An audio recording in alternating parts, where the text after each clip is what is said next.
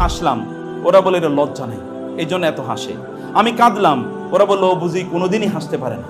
আমি খুবই উচ্ছলতা প্রকাশ করলাম, তারা বলল দেখো লোক দেখানোর জন্য কত কিছু করছে। আমি একটু মন খারাপ করে বসে থাকলাম, তখন তারা বলল ওর আসলের অবস্থাটা এখন প্রকাশিত হয়ে গেছে, ও আসলে এরকম গোমরামুখী। আমি একটু ধৈর্য ধারণ করলাম, তখন এরা বলল লোকটা খুবই ভীরু কাপুরুষ, এই জন্য তার সাহসিকতা নাই। যদি তার সাহসিকতা থাকতো, শক্তি থাকতো, তাহলে সে রিয়েকশন করতে, কিছু কথা বলতো।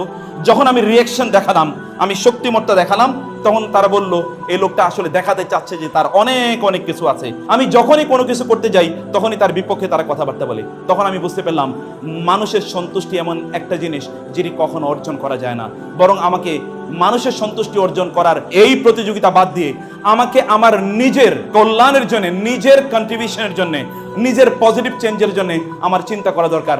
মানুষ কি বলছে না বলছে এদিকে আমার তাকানোর প্রয়োজন নেই।